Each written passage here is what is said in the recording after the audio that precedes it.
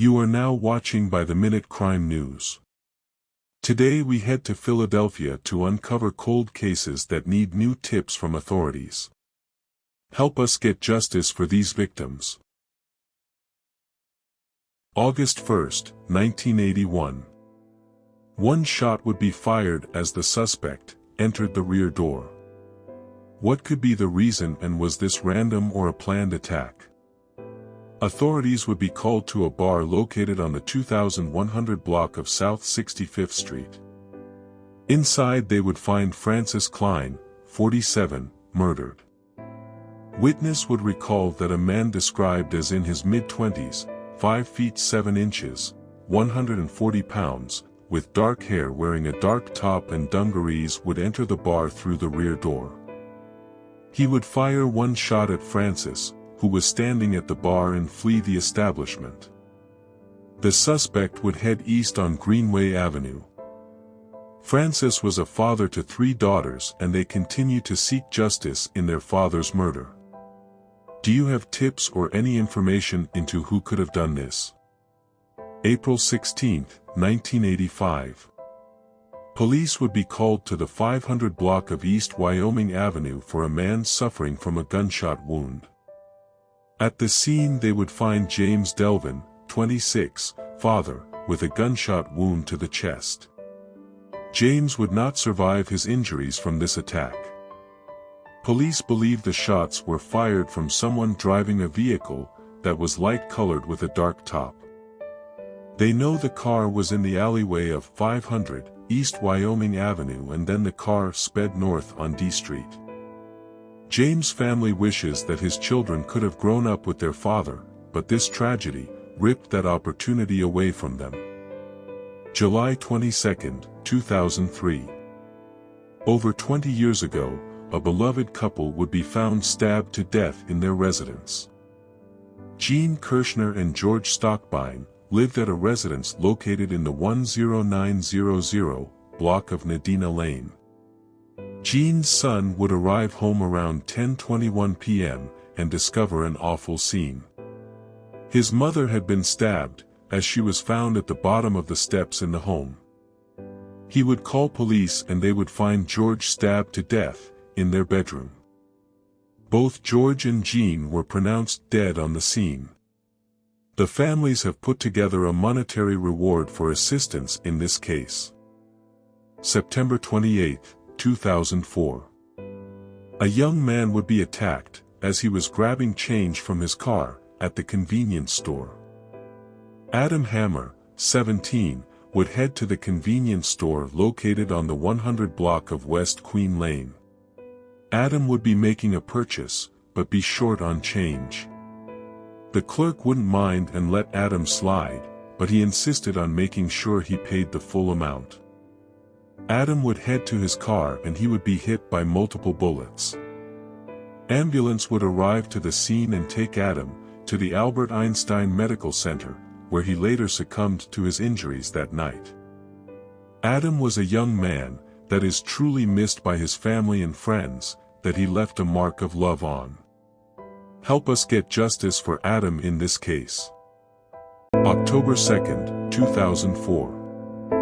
A woman would be found murdered inside her residence. Police were called to the 6000 block of 16th Street. Inside they would find a woman lying on the living room floor. Medical would arrive and announce the woman deceased. That woman was 41-year-old Myrna Williams. Myrna is missed by her family and remembered for her love of fashion and sense of style. Autopsy would reveal that Myrna had bruises on her back and lacerations on her head. Do you know the suspect responsible in Myrna's case? April 16, 2007. A high school senior, 18, would be considered of legal age and a runaway. But a month later, a mother's worst fears were confirmed. A mother would report her daughter missing on March 16, 2007. But due to her age, she was considered legal in the eyes of the law and suspected that she would return home. And exactly a month later, police would be called to a wooded area in the 2000 block of Kubok Road in the Byberry West Industrial Park, for a body. Medical examiners would arrive and find a young woman. She was stabbed several times. That young woman was Erica Breyer, senior in high school. Erica's mother misses her dearly and awaits justice in her daughter's case. August 1, 2007. Police would be flagged down by two males who were attempting to take a victim to the hospital. Inside a Chevy Lumina was a young male suffering from a gunshot wound to the chest. That male was Eric Woods Jr., 19 years old. Police would escort the vehicle to the Penn Presbyterian Medical Center where Eric would succumb to the injuries in this case. Eric would be shot on the 1100 block of Divinity Street. He was leaving a game with his friends. He originally went to the game with family, but saw his friends and stated he would ride home with them. His mother still has the pain of knowing her son went to a game and would never return back home. October 3, 2008. A man would be found in the street suffering from gunshot wounds. The suspects still remain in our community. Police were called for gunshots and a man down in the 3000 block of West Dauphin Street. On arrival they would find Amin Millhouse, 30, father, lying in the middle of the street. Amin would be transported to Temple University Hospital, where he would not survive. Amin lived in the 2900 block of Dauphin Avenue, and was only a few ways from home when he would be murdered. Do you have tips to solve this father's homicide case? August 26, 2009. A man would be found unconscious, suffering from trauma to his head. Authorities were called to the 200 block of North Simpson Street. At the scene, they would find David Flowers, suffering from trauma to his head in the living room, dining room area of the home. Ambulance would arrive to the scene, and find that David did not survive his injuries. David also went by Day and he was only 23 years old, when his life would be taken from this incident. Help us find out what happened to David and get his family the long-awaited justice they deserve.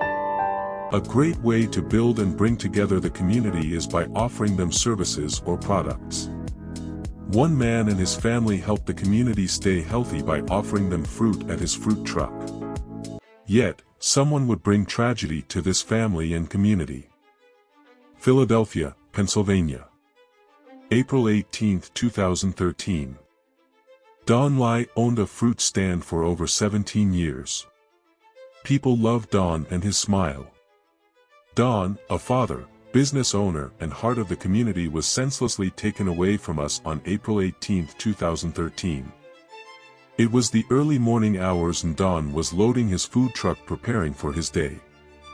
Someone would then attack Don. Crime scene investigators are still here sifting through this area looking for clues as to who would have wanted to kill this man as he got ready for work. Let's take a look at our video.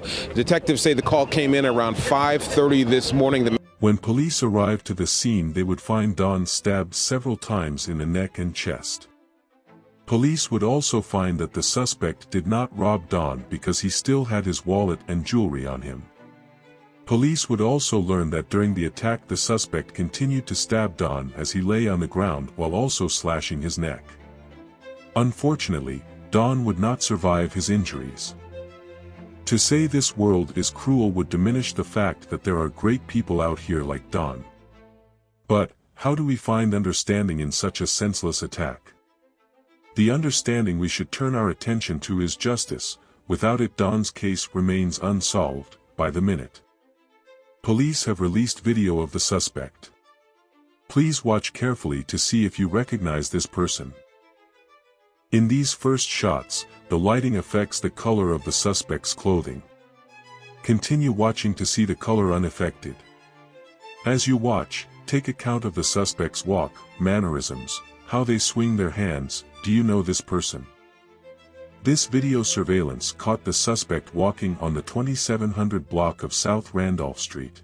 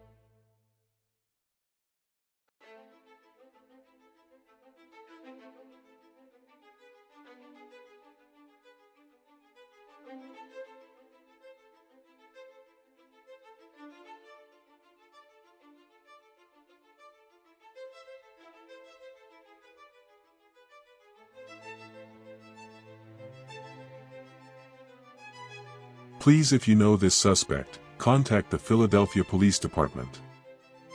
Don is missed by his family and his community. Don deserves justice, and until someone can help police with who this suspect is and/or their whereabouts, we fail the community. The community must come together to stop these criminals from wreaking havoc on the people who make the community a community, which includes you. Do your part. Until then, this case remains open by the minute. Help us solve any case today by submitting tips to the Philadelphia Police Department. 215-686 Tips. Thank you for watching By the Minute News. Subscribe to never miss out on any true crime news.